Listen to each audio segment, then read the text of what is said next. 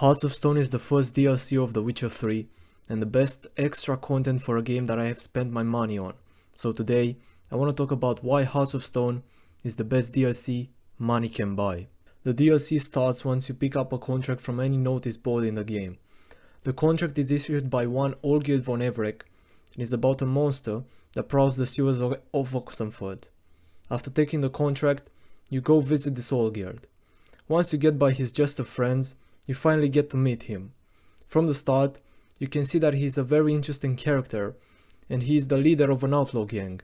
After you negotiate with him the terms of the contract, you go to the Oxenford sewers to kill the beast. But to your surprise, there you meet Shani. If you don't know who Shani is, she's a character from the first Witcher game who plays a pretty important part.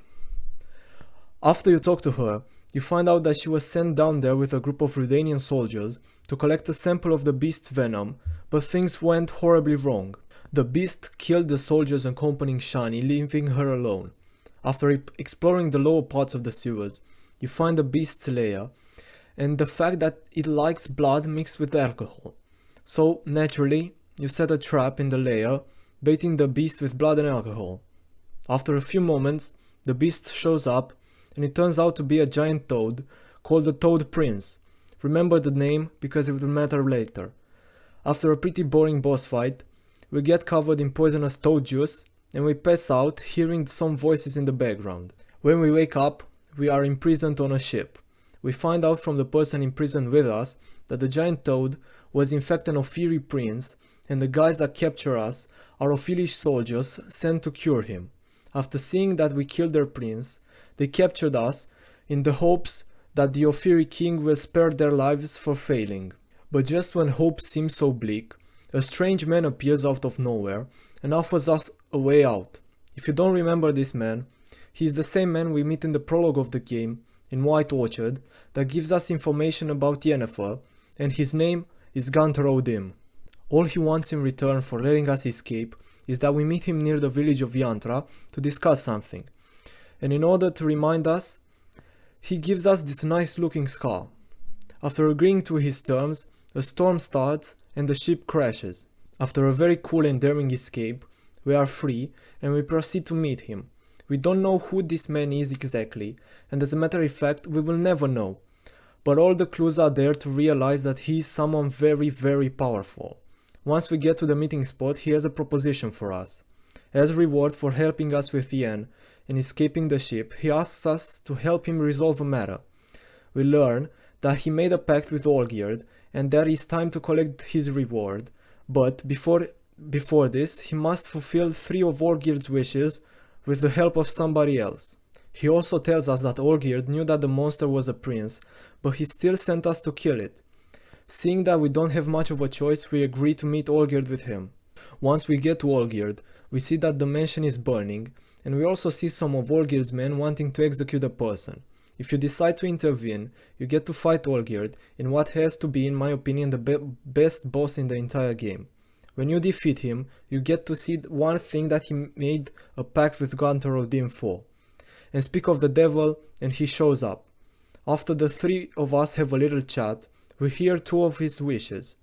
Number 1 is bringing him the house of Maximilian Borsodi, and number 2 is showing his dead brother the time of his life. With all that being said, let's get to partying with the ghost. After visiting Shani to ask her if she knows anything about where Olgierd's brother Vladimir might be, we meet her at the family crypt where she invites us to a wedding of one of her best friends. After we perform the blood ritual and fight off Olgierd's relative, we finally meet Vladimir. We inform him about our task and naturally, he's really excited because he will get to party again. But the only way he can do this is for him to possess Geralt. After this, we make our way to the wedding. And this part of the DLC is where honestly, I had the biggest fun. We get to chase pigs, chase drunk fire eaters, die for shoes, and most importantly, lose our life savings in Gwent. We also get to hear more about Vladimir's backstory and about his relationship with his brother. But up until here, if you might have thought that Gunter Odim isn't that bad, we get to see his evil side for the first time. He tortures Vladimir's ghost for no reason and makes him return to the crypt. After this, we get to have a heart-to-heart with Shani, and you can romance her if you want. But we will not get into that for obvious reasons. But during that romance scene, there is a moment where you are in the boat and appear to be on the moon reflected in the lake.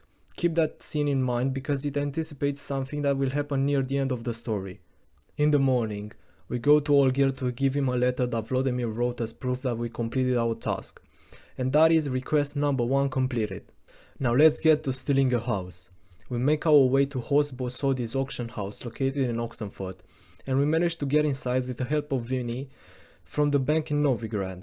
Once inside, we can meet a couple of interesting people, including an art dealer and one of Vesemir's old lovers, Countess Mignon. We can tell her what happened to Vesemir, and she will thank us for informing her. After this, we can participate in the auction and bid for a couple of items. Once it ends, we get to meet Horst Borsodi and ask him about the house of his father, but unsurprisingly, he throws us out and orders us to be beaten. After we deal with the guards, a hooded man approaches us and tells us that he might be able to help us to get what we need, and tell us to go to the herbalist hut near Oxenfurt to know more. Once we get there, we tell the herbalist the secret password, and he lets us in the basement, where the mysterious man tells us a plan for a heist to get in the vault of the auction house where the house is located. But in order to achieve this plan, we need the help of someone to blow up the doors of the vault and someone with climbing skills to get inside. After this, we get to do the recruiting. The vault breaker is Casimir, a dwarf who wants to kill himself because his wife cheated on him with the mailman. So, seeing that he has nothing to lose, he agrees to join our crew. The climbing specialist is Evelyn Gallo, a circus performer, who also has a way with heists. After we help her with a performance for the circus, she also agrees to join us. But our job is not done yet, because we also need to make sure that there aren't many guards patrolling the streets in the night of the heist. So, we find the cook of the army and bribe him to put some laxatives in the supper of the soldiers.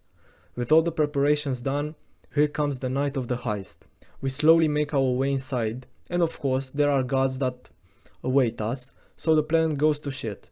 But Geralt, in truly hero fashion, doesn't want anyone to die, so we are forced to use wooden swords, but we can still cook the soldiers alive if we want. After a failed negotiation with the captain of the soldiers, and some more killing, we finally make our way inside the vault, where we are awaited by Horst Borsodi, and then the big reveal comes.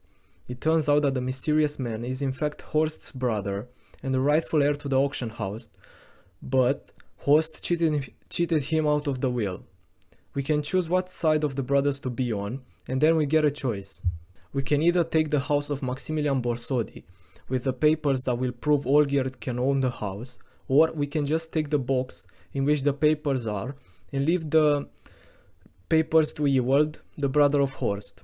I personally chose to just take the box because that's what Olgierd ultimately asked for, and you would think that after dealing with a man like Gunter Odim, he would have learned his lesson in formulating wishes. After we escape the vault, we go to Olgierd, and naturally he's not happy, but there is nothing he can do about it. After this, we can learn more about his backstory and how he came to ask Gunter Odim for help. He was desperate after losing everything he had to Horst, and he made the mistake to ask Odim for help. Then we get to hear the third and final wish, but not before him telling us that if we complete these tasks, he will die. The final wish is for us to bring him the rose he gave to his wife the last time he saw her. To bring him that rose, we proceed to the Von Everec mansion. And from the start you can see that there is something wrong with the place, because the sky turns dark and an unnatural fog surrounds the place. When we get there, we find a thief looking for his friend. These thieves tell us that his friend might be dead, and soon after, we see a mysterious thing prowling the garden. After investigating, we find that the mysterious thing was something called the Caretaker, and in Geralt's own words, it had no right to be alive.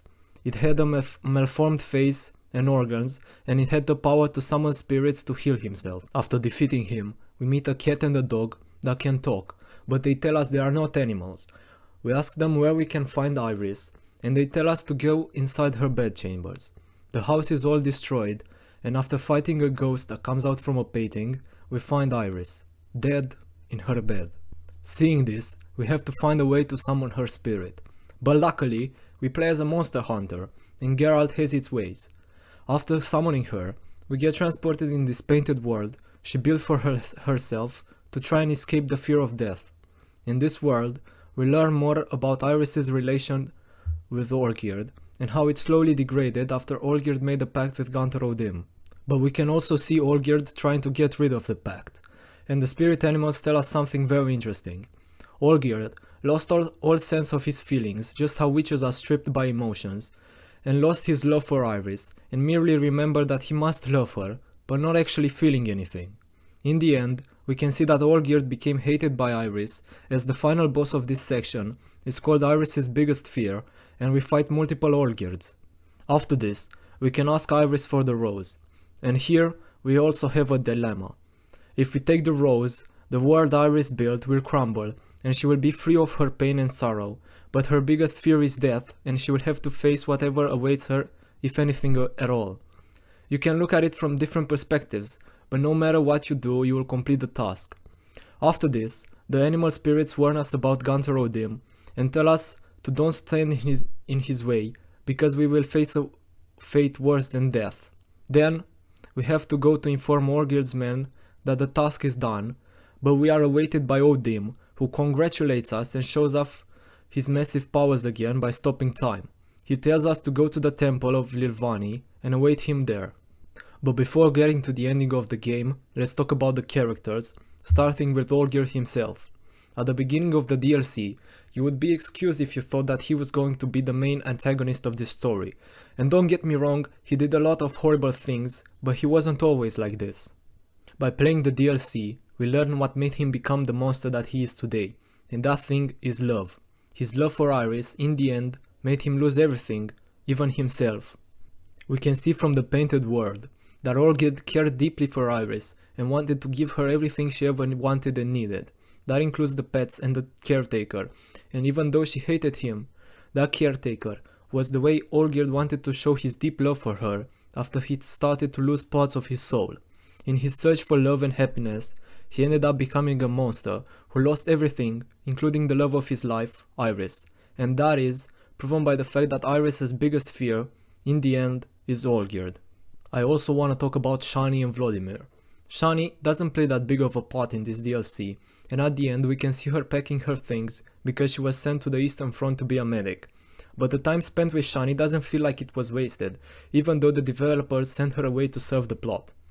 Vladimir is a very interesting character too, and honestly he's very likable. He serves the role of telling us more about Olgierd, and we can see that he cared deeply for his brother. But in the end, Olgierd managed to fail him too, because we find out that in order for him to obtain everything he wanted, he had to sacrifice a person that he loved, and his two options were Iris and Vladimir. And that brings us back to the wedding, where Gunthar Odim asks Vladimir if he was as important to his brother as Olgierd was to him. Now let's talk about the main man himself, Gunthar Odim. And in case you didn't notice, the initial of his name spell out God, but we can learn that he is the furthest thing away from that. Right before going to the meeting spot indicated by him, to complete the pact, Shani tells us about a scholar named Professor Shakeslock from the Oxenford Academy that might tell us more about him. If you decide to go, and I say decide because it's an optional quest, we will find more information about Odim. This scholar was hired by Olgierd to find as much information about Odim to help him escape the pact that he made. We find out that Odim is a very old entity and is present in many cultures, but under different names, but all describe him as evil incarnate.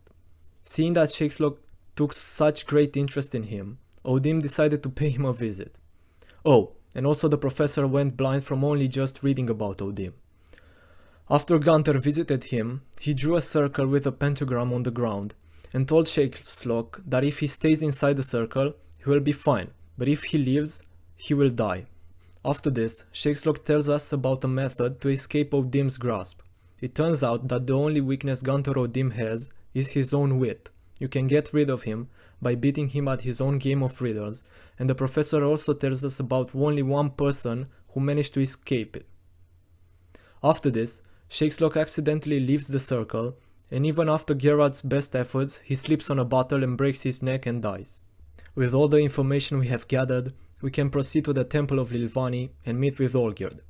After this, Gunter Odim makes a very spectacular entrance and tricks Olgierd one more time.